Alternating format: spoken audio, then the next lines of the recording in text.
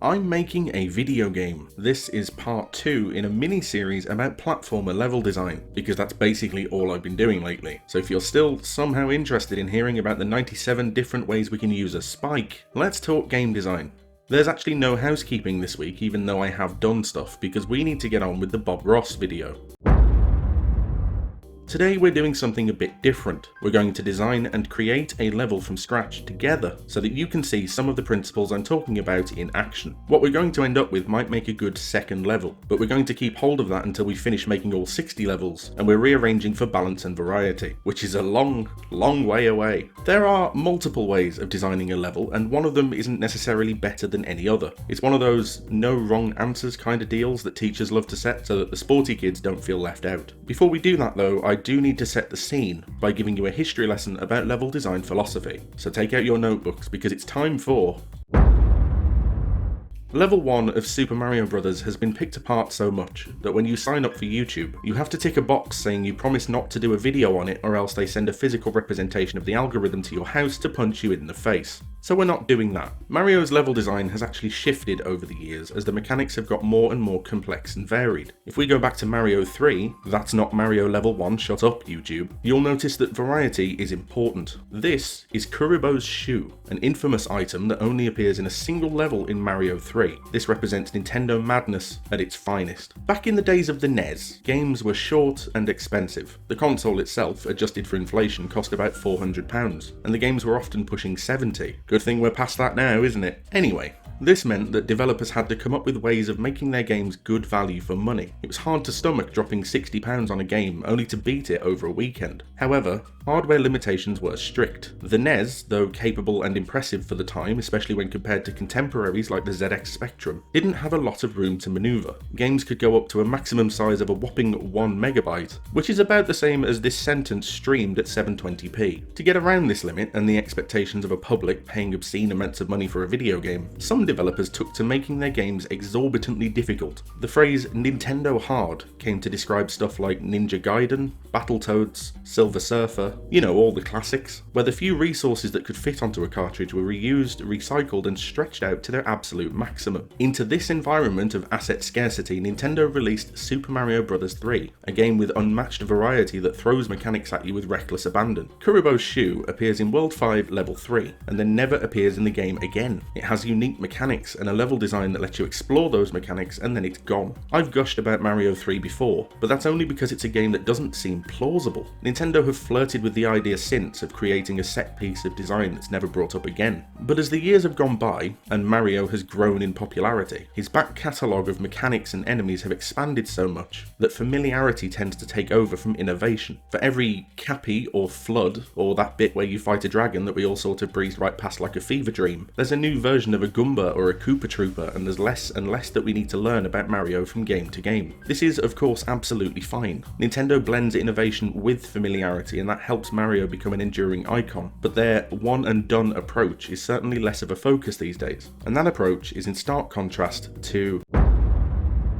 Mega Man thrives on familiarity. It's another franchise that back in the day typified the phrase Nintendo Hard. The way Mega Man works is to repeat hazards over and over with a few slight modifications until it can be sure that you know what you're doing. For this reason, classic Mega Man might be the most well-paced platformer series ever made. At the start of every Mega Man game you get a choice of which level you'd like to tackle. Disregarding the fact that certain weapons make certain bosses easier, these levels are all roughly around the same difficulty level. They ramp up at about the same speed, and we'll be coming back to Mega Man in our dedicated video about designing difficulty. All you need to know for now is that the first set of stages you're presented with are all about the same in terms of challenge. What they do is show off a mechanic or hazard, then repeatedly smash you in the face with it until they're confident you understand. Just like my high school English teacher. This is because every classic Mega Man game ends up in the same place, Wily's Castle, or some variation of it. Wily's Castle is a gauntlet of everything you've learned so far, mushed together in the most challenging series of, challenges that the game has to offer. It's a rising crescendo of skill and accomplishment that you'd better be ready for. The best way to put it, I think, is that nobody beats a Mega Man game by accident. If you win, it's because you earned it. These are two examples of platformer level design philosophy, and there are of course still more, like how classic Sonic is designed primarily for fluidity and flow rather than mechanical diversity or meticulous rising challenge. But we need to actually put a level together, so we'll come back to that stuff some other time.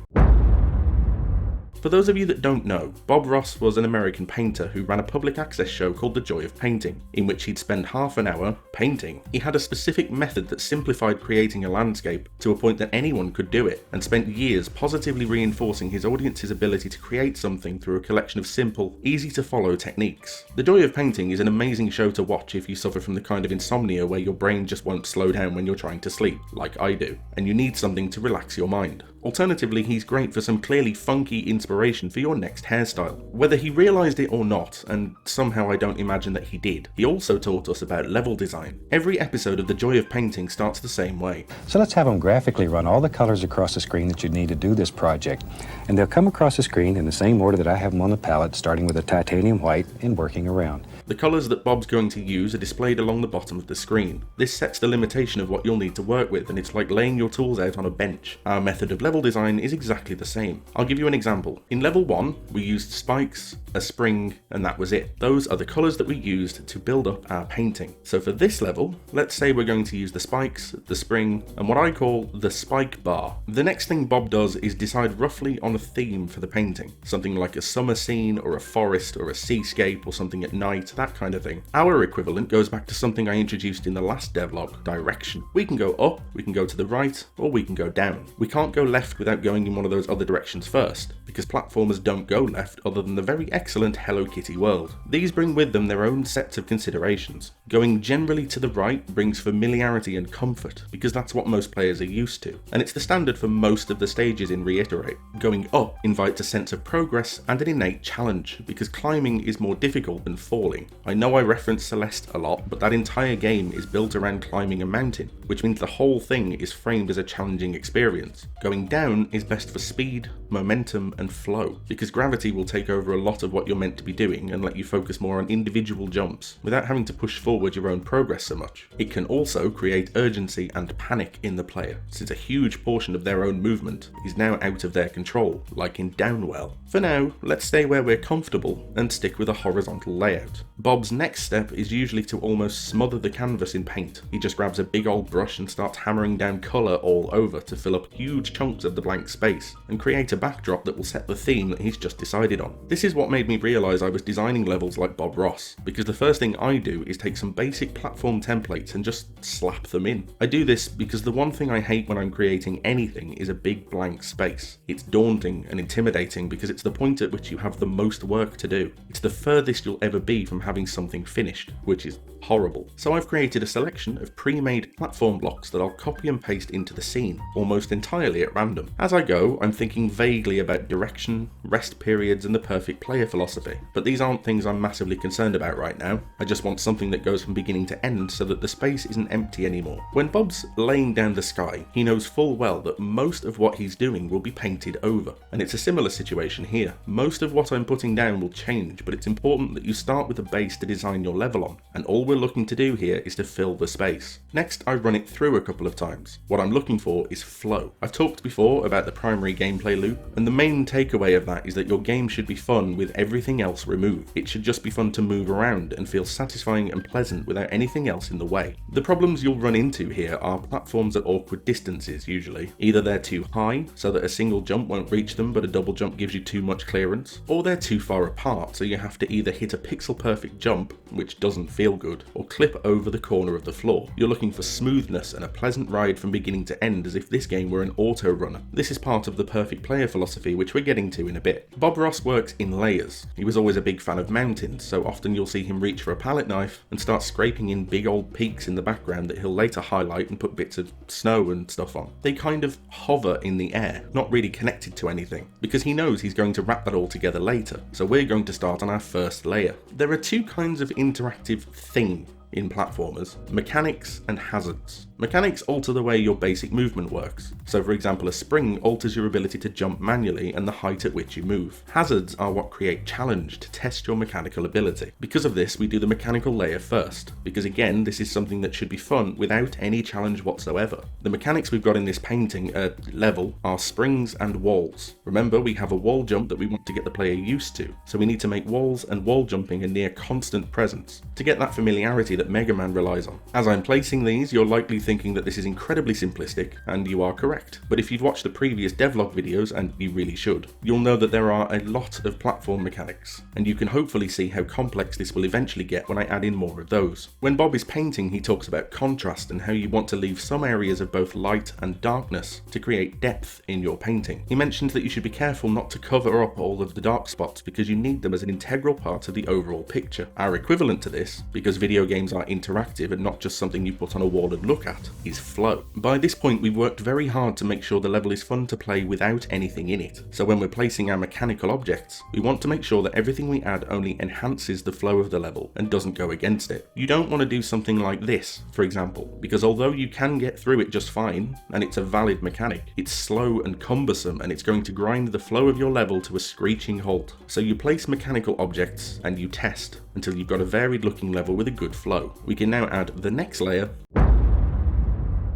Bob will layer up parts of his painting until there's sufficient depth to it and variety in the colours and composition, and the hazards are our key to adding depth and variety to our level. What we do now is look around our level for good opportunities to drop in a hazard, in the way that Bob would drop in a tree. Remember, we have a palette that consists of standard spikes, Crayola spikes, and a spike bar. That's all we've got for now, so we have to think about what they let us do, and how we might link them together with our mechanics to create challenges. This is something that comes with practice, or obnoxiously overanalyzing Mario 3, but as a general rule of thumb, you're looking for areas where the player might be feeling comfortable. Maybe they've just landed a good jump, their momentum is high, or they've been through a bit of a free fall. They're feeling confident and they're enjoying themselves. They've got a handle on the situation. The point of challenge is to literally challenge that feeling. Towards the end of the video, you'll see the finished product with all the hazards in, and rather than show you footage of me meticulously placing each hazard, I'll just give you the simple, easy to remember guide to how this works. Place and test and tweak. Place and test and tweak. Place and test and tweak. Place and test and tweak. Now that that's stuck in your head, and I'm sorry if it comes up at 3 AM while you're trying to sleep. If you're having trouble sleeping, I recommend Bob Ross. I think you can probably fill in the blanks yourself. As far as I'm concerned, there is no other way of placing level hazards, and the rule that I set out before still applies here. This could all change once the level gets play tested by other people. None of this is set in stone, even when I tell you that it's polished and ready to go. You have to remain fluid like that, or you'll end up leaving in a level that nobody likes. Let's look specifically at the hazard that we're playing with. What does the spike bar let us do? Primarily, it cuts off a space, because the entire thing is deadly. So wherever you put one of these, even if it didn't rotate, there's now a huge chunk of space that the player cannot be in safely. We can use this for signposting, which is the act of directing your player to take specific steps with either positive or negative reinforcement. You don't want them to go that way is bad. Put a hazard there. Did I say want? I think you heard me say want. But Zane, I hear you typing in the comment section. Why would I want my player to do anything? Don't I just give them a level to beat and leave them to it? No, of course not. Stop being silly.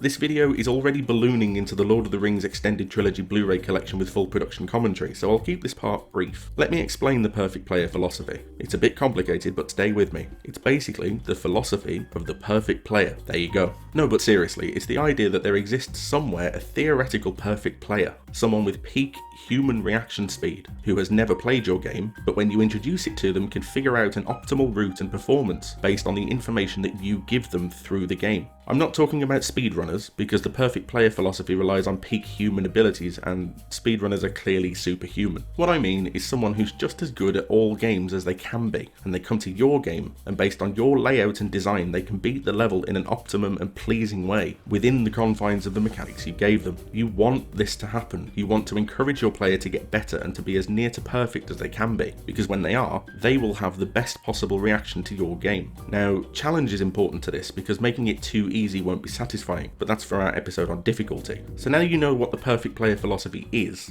you'll have to come back in the next episode to see how we tweak and optimize our level to suit this, as well as why we'd even want to. To be clear, this level isn't finished yet. There's a fair few things that we still have to do, but from this, hopefully, you can see how a level starts to form when you're designing like Bob Ross. The next steps are going to be in the next video, where we'll be talking about things like rest periods, controlling the space, and illusional difficulty, as well as going even deeper into the perfect player philosophy. And for that, you should probably subscribe so you don't miss the next exciting episode of Dragon Ball Z of the Reiterate Devlog. And I guess you should like the video if you liked the video, and hopefully I will see you next time. Thank you very much for joining me.